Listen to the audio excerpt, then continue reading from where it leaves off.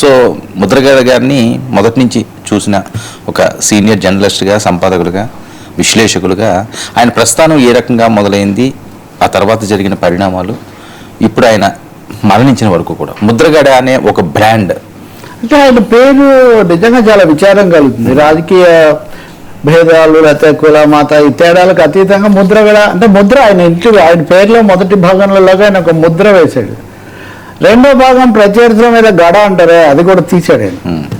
ఈ రెండిట్లో నుంచి అనేక రాజకీయ రగడలు ఇవన్నీ కూడా వచ్చి ఉండొచ్చు. కానీ ముద్రగడ అనే వ్యక్తిత్వం కలిగినటువంటి ఒక మనిషి, ఆత్మగౌరవం కలిగిన ఒక మనిషి. అలాగే తల వంచడు, మాట తప్పడు. చాలా మంది అంటారు కానీ అసలు మాట తప్పడు, తన అన్నదానికి కట్టుబడి ఉంటాడు. మూడోది వర్మ జనతా యుగంలో వచ్చిన శాసనసభ్యుడు అయిన 78లో 78 నుంచి ఇప్పటి వరకు ఆయన ఎక్కువ కాలం అధికారంలో లేడు వాస్తవానికి. కానీ అధికారం లేకపోయినా అలాగే పదవులతో నిమిత్తం లేకుండా తన స్థానాన్ని కాపాడుకోవటం. మూడవది ఇంత సుదీర్ఘకాలం ఉన్నా అవినీతి మరక లేకుండా ఉంటుంది. ఇది చాలా ముఖ్యమైనది. మీరు అన్నట్టు మనం ఎన్నిసార్లు ఆయన లేఖలు చర్చించాము, ఆయన ఎన్నిసార్లు అల్టిమేటంలు ఇచ్చారు. ప్రతి దాంట్లో తన వ్యూ పాయింట్ ప్రజెంట్ చేయడానికి రకరకాల భాషలు, మర్యాదలు అన్నీ ఎన్ని వాడినా కానీ ఒక ఉద్యమ రూపం. ఆయన ఒక ఉద్యమజీవి, ఖచ్చితంగా చెప్పాలంటే ఒక ఉద్యమజీవి. తను ఎంచుకున్న కాజ్ ఫర్ ఏ కాజ్ అంటే కాపులకు రిజర్వేషన్లు, కాపులను ప్రోత్సహించటం, దాని మీద అది వ్యక్తిగత స్థాయిలో కూడా చేశాడు. చాలా కొద్దిమంది మనకు అలా కనబడతారు. ఇంకొకటి ఆయన ఏమన్నా ఒక ఉద్యమ రూపం, ఏది నిరాదీక్ష చేయటం, కుటుంబం అంతటిని కూడా అందులో భాగం చేయటం. ఇప్పుడు ఆయన కూతుర్ని రాకపోవటం ఆ మెలో డ్రామా చివరిలో జరుగుతుంది, అది హై డ్రామా, అది వేరే విషయం. కానీ అందరు కుటుంబ సభ్యులు అందరూ కూర్చోవటం, వచ్చిన వాళ్ళని ఆదరించటం, ఇవన్నీ చూస్తే ఇవన్నీ ఇవి ముద్రగడకు సంబంధించిన ముద్రలు ఇవి. వాస్తవంగా ఇవేవి స్వార్థం కోసం వీటన్నిటి ద్వారా నాకు ఫలానా పదవి ఇవ్వండి అని ఎప్పుడు పాకులాడలేదు. పోనీ రికార్డు తక్కువదే అంటే 4 సార్లు ఎమ్మెల్యే, 2 సార్లు మంత్రి, 1 సారి ఎంపీ. కాబట్టి ఆయన సుదీర్ఘ రాజకీయ ప్రస్థానం, అందులో ఏమీ అస్సలు ఓపెన్ లేదు.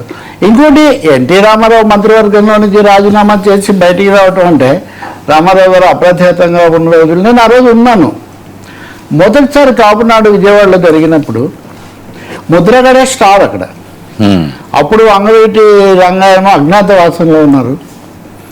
పేరుని నాని వాళ్ళ నాన్న పేరుని కృష్ణమూర్తి గారు ఆ రోజు ఉన్నాడు. పేరుని కృష్ణమూర్తి ఏమో రంగాన్ని తను ఎలా దాచిపెట్టానో ఏంటి ఆ విషయాలు చెప్పాడు. ఒకరోజు ఉదయాన్నే రంగా వచ్చి తలుపు తట్టాడు, తీస్తూనే ఉన్నాడు. అన్న నా కోసం పోలీసులు ఇలా గాలిస్తున్నారు అంటే తలుపు వేసాను, మళ్ళీ ఎవరిని రానివ్వలేదు. ఈ విషయాలేమో పేరుని కృష్ణమూర్తి చెప్పాడు. పద్మనాభం గారేమో అప్పుడే ఆయన రవాణా మంత్రి. అప్పుడు ఈ బస్సులను జాతీయకరణ చేయటం ఇదంతా దాని మీద తనకు రామారావు గారికి జరిగిన కొంత చర్చ ఇవన్నీ కూడా చెప్పి నేను ఉద్యమంతోనే ఉంటాను, నేను ఇంకా నాకు పదవులు ముఖ్యం కాదు, నేను పదవులు వదిలేస్తానని. ఆ తర్వాత జనరక్షణ సమితి అని పెట్టి, అంటే 84లో 83లో మొదటిసారి గెలిచినా మళ్ళీ 85లో వెంటనే గెలిచి అధికారంలోకి వచ్చి అప్రతిహతంగా ఉంటారనుకున్న రామారావు గారు 89లో ఓడిపోవడానికి మొదటి బీజం ఎక్కడన్నా పడింది అంటే ఆ రోజు పడింది. ఆ కొత్త డైమెన్షన్ తీసుకొచ్చారు ఆయన ఖచ్చితంగా. ఇంకోటి తెలుగుదేశంలో కూడా చేరి గెలిచారు కదా. జనతా పార్టీ వాళ్ళు చాలా మంది తర్వాత, ఇప్పుడు ఉదాహరణకు వడ్డ శోభనాథరావు వీళ్ళు లోక్దళ్ తరఫున చేసి ఓడిపోయిన తర్వాత మళ్ళీ వెళ్ళి తెలుగుదేశంలో లీనమయ్యారు గౌతులచ్చన్తో కలిసి. కానీ ముద్రగడ పద్మనాభం ఇలాంటి వాళ్ళు మొదటిసారే వాళ్ళు మారారు. ఇంకోటి వాళ్ళ తాతగారు నాన్నగారి దగ్గర నుంచి కూడా ఒక రాజకీయ నేపథ్యం ఉంటాం, మున్సాబు గారు అనిపించుకోవటం అదొక సంస్కృతి. ఏం చెప్పాలంటే ఆయన ఒక బ్రాండ్గా, ఒక తనదైనటువంటి ఒక వ్యక్తిగత పరమైన ఒక ముద్ర వేసిన వ్యక్తిగా. సరే గోదావరి మర్యాదలే ఎక్కువ అనుకుంటే అందులో ముద్రగడ మర్యాదలు మరీ ఎక్కువ అనే ఒక పేరు కూడా ఆయన సంపాదించుకున్నారు. సో ఈ లక్షణాలన్నిటి వల్ల ఇంకా చివరగా కూడా ఇప్పుడు చాలామంది ఈరోజు నేను పత్రికలు చూస్తున్నాను, ఒక పత్రికలోనేమో కాపు ఉద్యమ నేత, వైసీపీ నేత అన్నారు. ఇంకొకటి అలాంటి పత్రిక అయినప్పటికీ వాళ్ళు కాపు ఉద్యమ నేత, తర్వాత సీనియర్ నాయకుడు ఇలాగ పెట్టారు. అంటే ముద్రగడను వైసీపీకి మాత్రమే పరిమితం చేయడం చాలా మందికి ఇష్టం లేదు. ఆయన చివరి దశలో 24లో చేరారు, 24లోనే 23 చివరిలో పోటీ చేశారు, లేకపోతే పేరు మార్చుకున్నారు. ఇటువంటివన్నీ కూడా జరిగి ఉండవచ్చు. కానీ ఆయన అంతకంటే విస్తృతమైన మనిషి. అంటే సాంకేతికంగా చూసినా ఆయన జనతాలో ఉన్నారు, తెలుగుదేశంలో ఉన్నారు, బీజేపీలో ఉన్నారు, మళ్ళీ తెలుగుదేశం, కాంగ్రెస్, వైఎస్ఆర్ కాంగ్రెస్. కాబట్టి తన లక్ష్యానికి అనుగుణంగా ఎప్పటికప్పుడు చేస్తూ వచ్చారు. విశేషం అంటే ఉన్నది ఏ పార్టీ అయినా సరే అన్ని పార్టీల వల్ల ఆయన గౌరవించారు. 2016లో ఆయన దీక్ష చేసినప్పుడు ఒక విధంగా రాష్ట్రం అప్పుడు అట్టుడిగిపోయిన పరిస్థితి. అప్పుడు హైదరాబాద్లో హోటల్ దాంట్లో అందరూ చిరంజీవి గారు, లేకపోతే కేవీపీ రామచంద్రరావు గారు, అంబటి రాంబాబు, ఒక పార్టీ అని కాదు అన్ని పార్టీలకు చెందిన వాళ్ళు కూర్చొని ఆయన ఎలా కాపాడాలని అచ్చెన్నాయుడు వీళ్ళందరూ ఇంటికి వెళ్ళి ఆయన దీక్ష విరమింపజేసినటువంటి పరిస్థితి.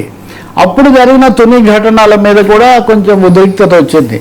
ఆ సమయంలో ఆధారాలు ఉన్నా కానీ ముందే అడ్డుకొని ఉంటే బాగుండేది అన్న అభిప్రాయం కూడా ఒక పోలీసు అధికారి అప్పుడు చెప్పారు. మా దగ్గర సమాచారం ఉంది కానీ మేము కొంచెం ఎంతలా ఉంటుందని హెజిటేట్ చేశాము, కానీ ఏదో ఉంది అని జనరల్గా ఉంది అని ఒక మాట అన్నారు.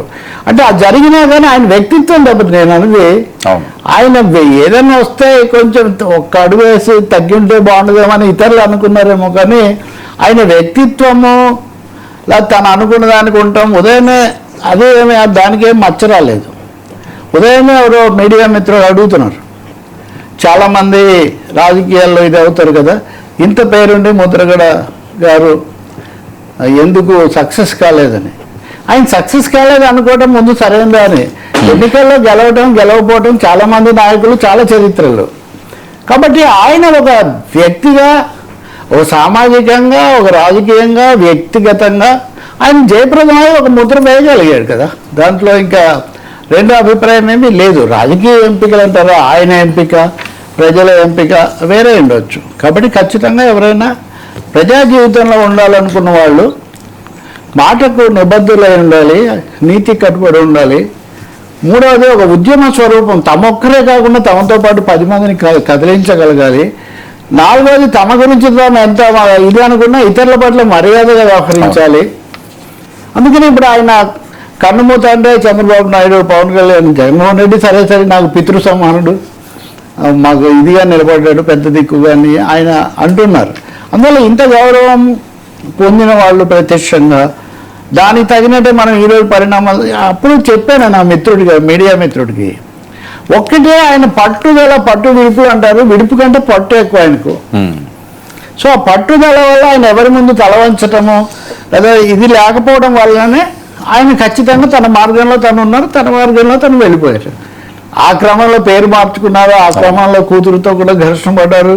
అది ఇప్పుడు కూడా సాగుతూ ఉంది. ఇప్పుడు చివరికి ఆయనకు ప్రభుత్వ లాంఛనాలు అంటే కూడా ఆయన కుటుంబ సభ్యులు చివరి మాట నేను ఇలా చూశాను, మరి ఎంతవరకు, కానీ తన భార్య కూడా తన మరణానంతరం ఎలా చేయాలి, ఈ మూఢాచారాలు వీటికి చేయకండి అనే పద్ధతిలో ఆయన చెప్పారు. ఇంటి దగ్గరే ఖననం చేయాలని ఎంత బాధ్యతగా, వ్యక్తిగా తన స్పష్టమైన ఆలోచన, క్లిష్టమైన జీవితం, తన ఉన్నప్పుడు కానీ తను చనిపోయినప్పుడు కానీ ఏం జరగాలనుకున్నారో అలా జరిపించుకున్న వ్యక్తులు చాలా తక్కువ మందిలో. అది తనను తాను చేసుకుంటూ, ఇప్పుడు అదే ముఖ్యం. చాలా మంది నాట్ అట్ యువర్ కాస్ట్. ఇప్పుడు నా కోసం ఎవరో వెళ్తారు, నా కోసం ఎవరో ఖర్చు పెడతారు, నా కోసం ఎవరో చేస్తే అది కాదు. ఇక్కడ నేను చేస్తాను, నేనే అన్నం మానేస్తాను, నేనే ఎదుర్కొంటాను, నేనే దానికి సంబంధించి అనుభవిస్తాను, నేనే నా పిల్లల్ని తీసుకొస్తాను, నా పిల్లల్ని దూరం చేసి ఏం చేసినా అవన్నీ ఇది అక్కడ ఒక వ్యక్తి